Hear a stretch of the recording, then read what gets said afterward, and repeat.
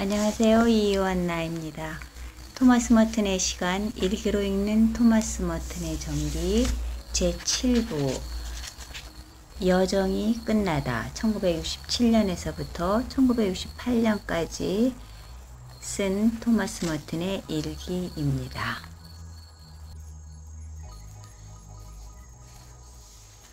어떤 의미에서 우리는 언제나 여행을 떠난다.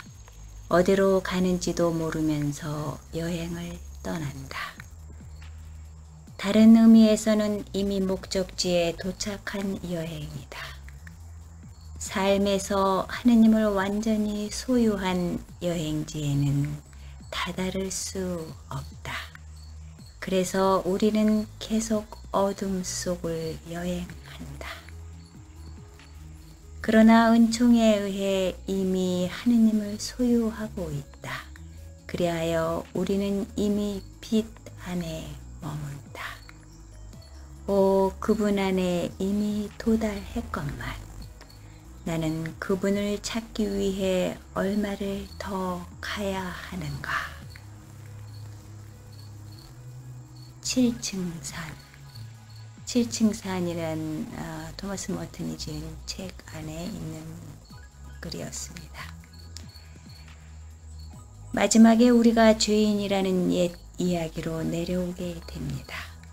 그러나 우리의 희망이기도 한 이야기입니다. 죄인은 하느님의 무한한 연민에 매달릴 수밖에 없기 때문입니다.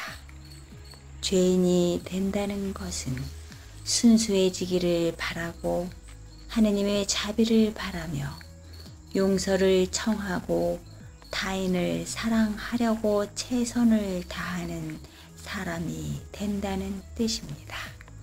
이것이 우리를 그리스도인으로 만듭니다.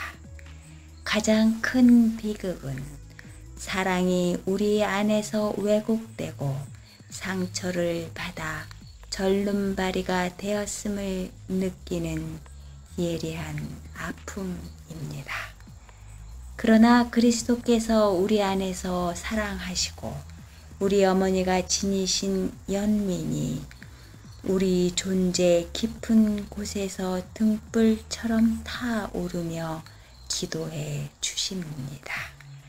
그 등불은 너울거리지 않고 밝게 타오르며 성령의 불로써 우리 눈에는 보이지 않지만 우리에 대한 어머니의 사랑으로 계속 빛을 발합니다. 체스로 밀로츠에게 보낸 편지, 진리를 위한 용기에서였습니다. 1967년 11월 14일 오늘 나오미 버튼과 루이빌의 타미 오컬라한의 사무실에 갔다. 거기서 위탁 협정에 사인을 했다. 협정이 이루어져 기쁘다. 어차피 해야 할 일이고 성사가 되어 마음의 짐을 덜었다. 완벽하게 처리되었든 아니든 꼭 필요한 일을 한 것이다. 그 협정이 지금으로선 현실적 선택이다. 존 포드는 대단히 합리적이고 협조적이다. 이제 저작권을 위탁 회사에 맡겼으니 결과가 어떻든 더 이상 관심을 기울이지 않아도 된다. 분명히 출판에 대해서는 마음 쓰지 않아도 될 것이다. 모든 것을 잊고 훨씬 자유롭게 운수 생활에 투신할 수 있을 것 같다. 1967년 11월 25일 하루 종일 봄날처럼 화창하다. 봄바람보다 더 포근한 바람이 불었다.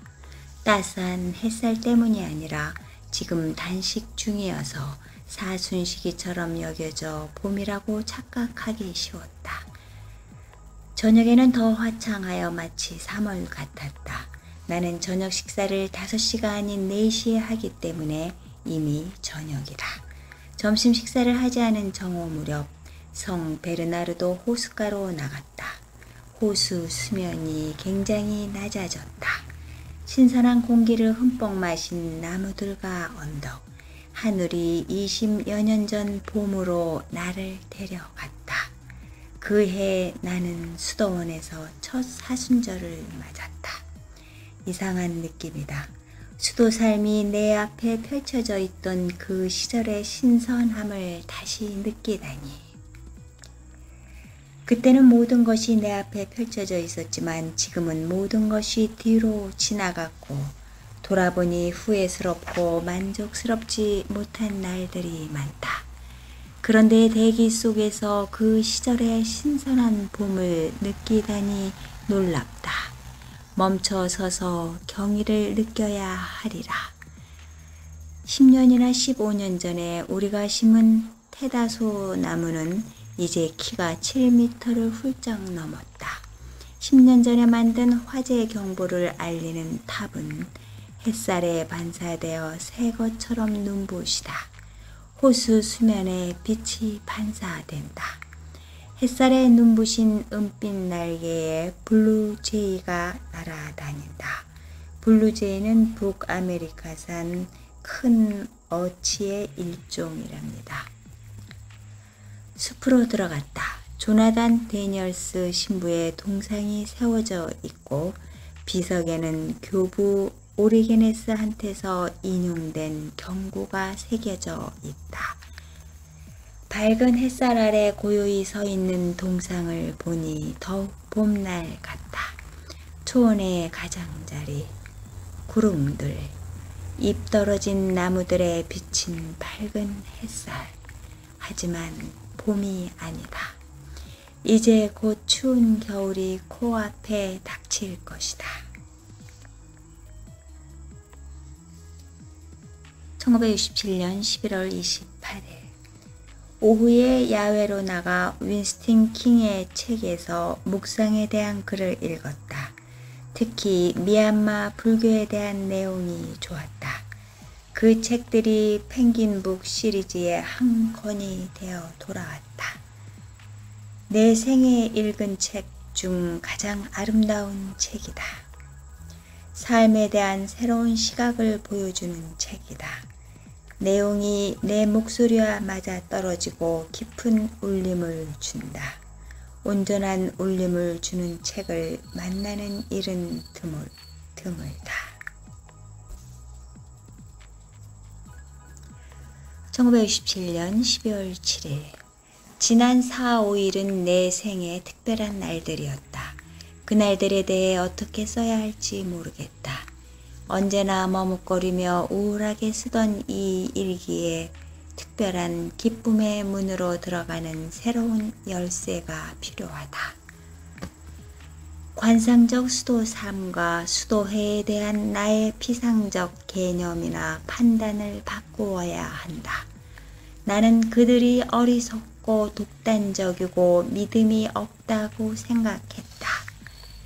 지난 일요일인 12월 3일 저녁부터 15명의 관상 수도회 수녀님들과 함께한 시간은 피정이라 하든 모임이라 하든 상관없이 무척 좋은 시간이었다.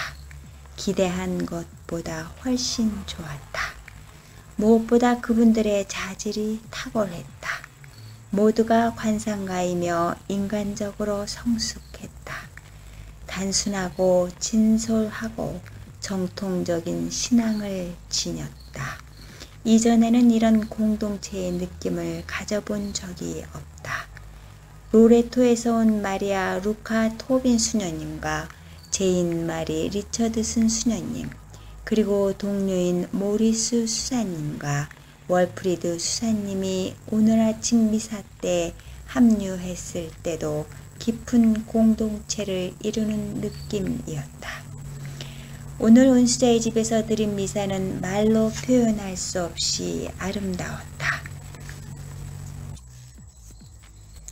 마침 성가로 우리는 승리하리라 We shall overcome을 함께 불렀을 때 하나로 일치되어 우리의 쇄신이 순조롭게 궤도에 올랐다는 벅찬 감동을 받았다. 바보같이 들리겠지만 사실이다.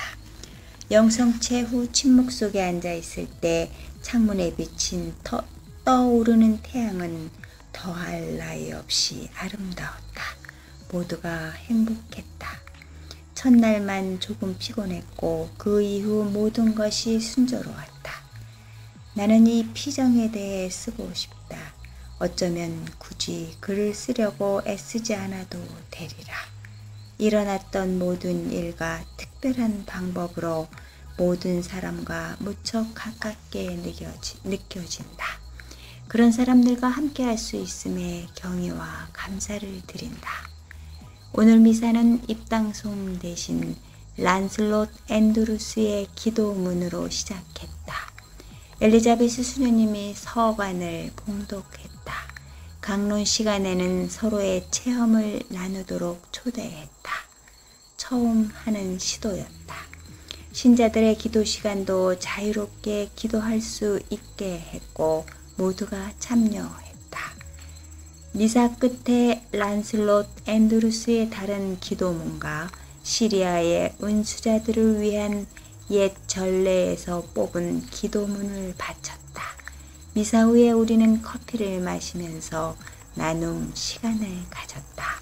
은수자의 집에 축복이 가득 넘쳤다.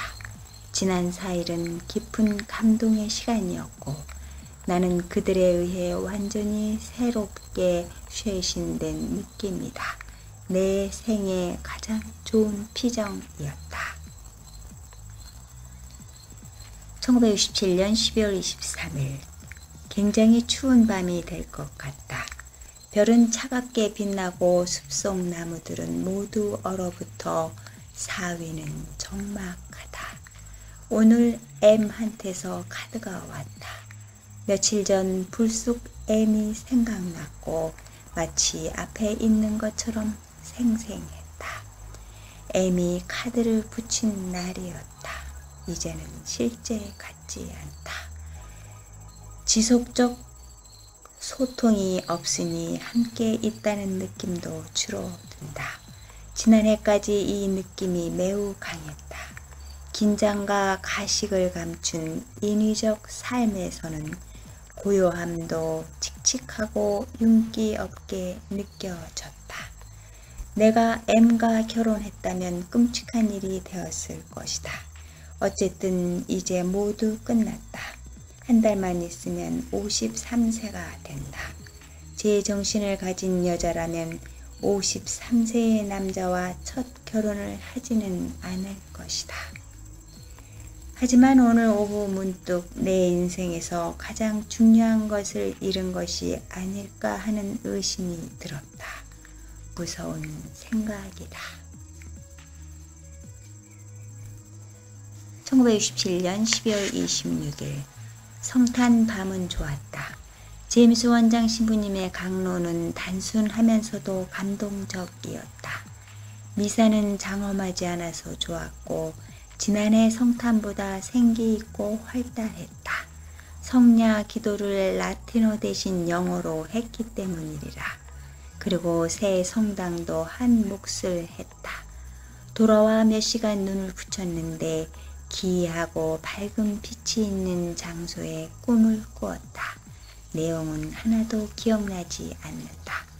플레이비언 신부님과 힐라리온 신부님이 저녁 식사 후 은수 생활의 일반 규칙에 대해 의논하려고 은수자의 집으로 올라왔다. 우리는 함께 미사주를 마셨다. 플레이비언 신부님이 수도원장이 되어야 하는데 그렇게 되면 신부님이 지금 맡고 있는 소임은 누가 맡아야 하는지 등에 대해 이야기를 나누었다. 나중에 개넌 씨 댁에 들렀다. 그런데 개넌 씨의 개가 나를 따라왔다. 밤새 개 때문에 귀찮았지만 어떻게 할 수가 없었다. 나는 그 개를 집안에 들여놓지 않으려고 했는데 일어나 보니 너무 추워서 어쩔 수 없이 개를 집안에 들여놓았다. 개는 배가 고팠던 것 같다. 이제 안심이라는 듯 달려오더니 큰 꼬리를 흔들며 내 침대로 뛰어 올랐다. 마치 이렇게 말하는 것 같았다. 신부님을 사랑합니다. 저에게 먹을 것을 주세요. 8시 30분에 개를 밖으로 내보냈다. 개넌 씨 식구들은 개가 잘못되었을까봐 걱정이 되어 사방으로 찾아다녔다. 오늘 수도승의 셈에 대한 좋은 시상이 떠올랐다. 편지를 몇 통을 썼다. 그 일을 끝내고 산책을 하려고 밖에 나왔다. 1968년 1월 6일 주님공원 대축일. 습하고 납덩이 같이 무거운 어둠이 깔린 날이다. 작은 우박이 섞인 눈이 내리고 있다. 사고가 잇따랐다. 어제는 맑았지만 대지가 꽁꽁 얼어붙었다. 실수로 넘어져 무릎이 깨졌다. 순간 너무 아파서 메스꺼움이 올라오는 배를 움켜잡고 주저앉았다. 하마터면 정신을 잃고 토할 뻔했다. 현기증이 일었지만 마땅히 앉을 곳이 없었다. 넘어지면서 카메라가 망가질까봐 걱정했다. 겉은 멀쩡했지만 안은 어떤지 나중에 살펴봐야 할 것 같다. 필름을 못쓰게 되지는 않았는지 모르겠다.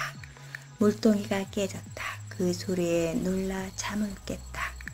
물동이에 얼지 않은 물이 마룻바닥에 흘러내렸다.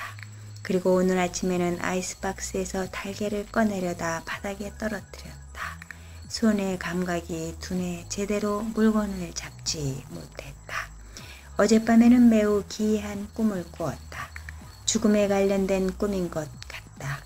갑자기 홍수가 났는데 물이 불어나 길이 막혀버렸다. 내가 나가려는 길은 모두 막혔다. 나는 낯선 길로 돌아갈 수 있을지 살펴보면서 어디로 가야 할지 둘러보았다.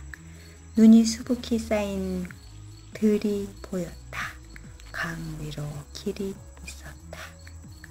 다른 꿈이 이어지고 그곳에 건너갈 수 있는 다리가 보였다. 회상에 잠겼는데 갑자기 한 목소리가 들려왔다. 그것은 다리가 아니다. 그곳은 다리가 필요치 않음을 알려주는 목소리였다. 1968년 1월 15일 은수자 성 바오로 축일. 두 가지 기념비적 사건이 있었다.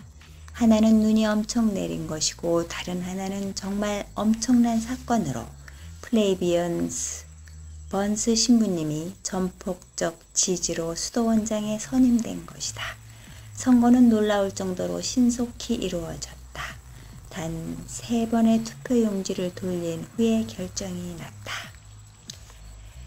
1968년 1월 21일 주님공원 대축일 후 제3주일. 흐리고 음침한 날이다. 아직 마당에는 눈이 꽤 두껍게 쌓여 있다. 수도원 주위의 눈은 석탄 먼지로 시커멓다. 저녁 식사 준비를 하고 있는데 누군가 문을 세게 두드렸다. 수도원에서 온 토머스 수사님이었다. 시 프리드굿이 죽었다는 소식을 전해주었다.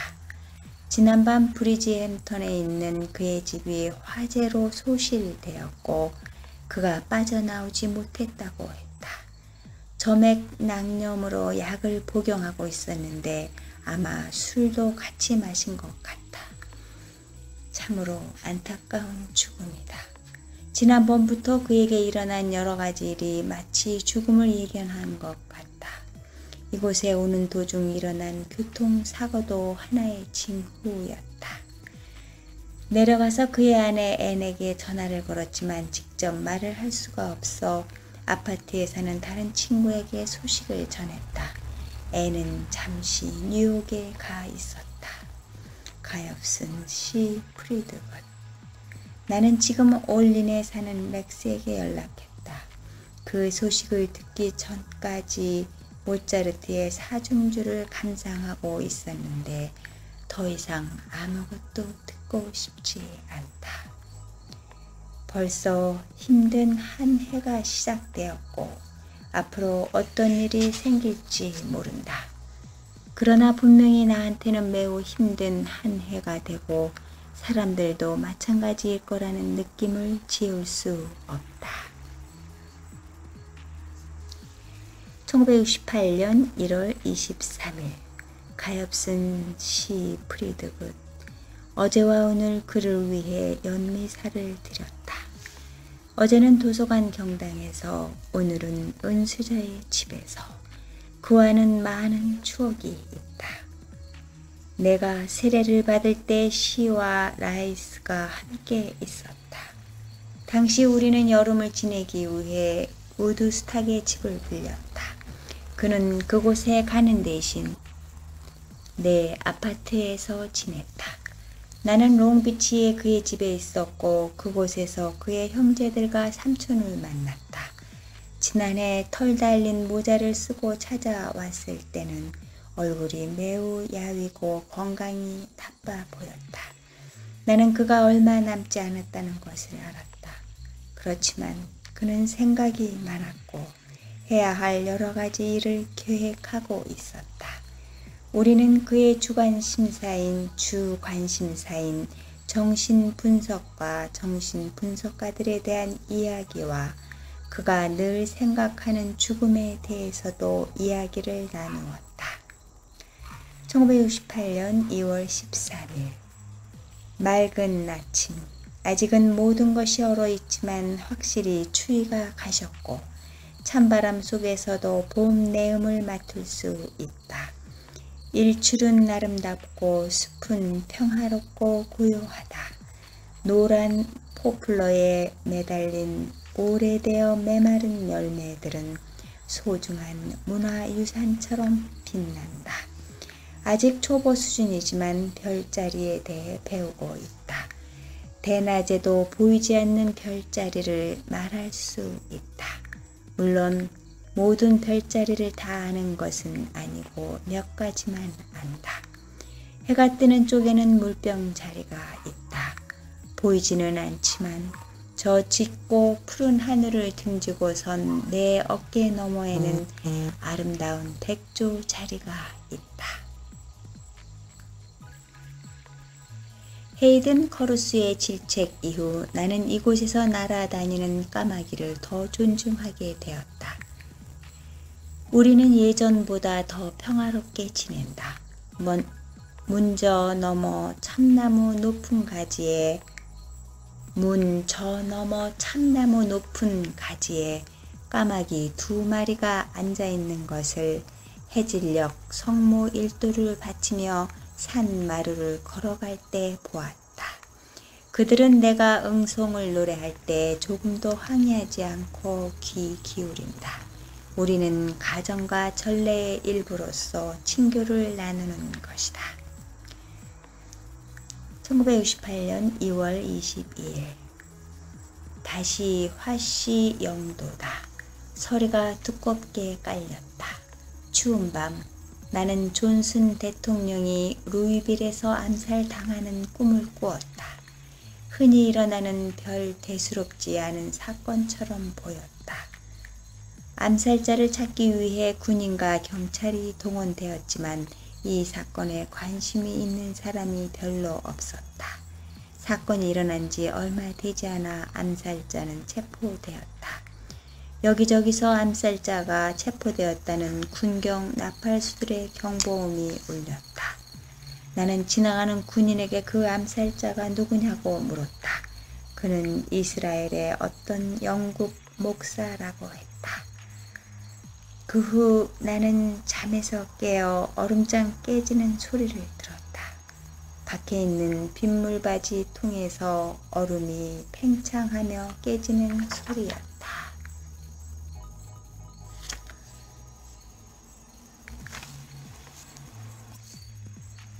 (1968년 3월 14일) 은수저의 집에서의 삶의 리듬이 바뀌고 있다.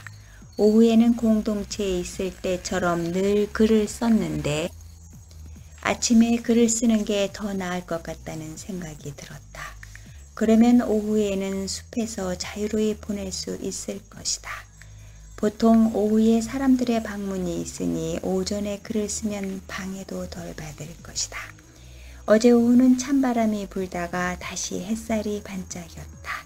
동쪽의 린턴네 농장 너머 멀리 산책을 나갔다가 처음 보는 작은 연못을 발견했다. 삼나무 숲 농장의 남동쪽 구석 공터에 있었다. 10년 넘게 이곳에 오지 않았는데 그 사이 연못이 생겼다. 한동안 연못 옆 양지 바른 곳에 앉아 고요히 머물렀다. 돌아가려고 언덕에 오르자 찬 바람이 불었다. 나는 왜 편지 쓰는 일 등으로 오후에 시간을 허비하고 있는지 생각했다. 물론 편지를 써야 했고 지금도 편지를 써야 한다. 계속 거절하는 편지를 쓴다. 매주 모임이나 학회, 특강 등의 초대를 거절하는 편지를 써야 한다. 중요한 것도 있지만 그런 초대에 매번 응하다 보면 아무것도 할 수 없다. 내가 어떤 초대에 응한다면 플레이비언 신부님은 허락해 주겠지만 그렇게 하지 않으려 한다. 그러나 방콕에 가는 문제가 남아있다. 그곳에는 가야 한다. 르클레르 신부님과 상의하면 조언을 해줄 것이다. 플레이비언 신부님은 아직 확신이 서지 않은 것 같다. 12월에 방콕에 갈 수 있을까? 온 지역이 불길에 휩싸인 것은 아닐까? 네, 오늘은 516페이지까지였습니다. 다음에는 517페이지 1968년 3월 16일에 쓴 일기로 시작이 되겠습니다. 감사합니다. 안녕히 계세요.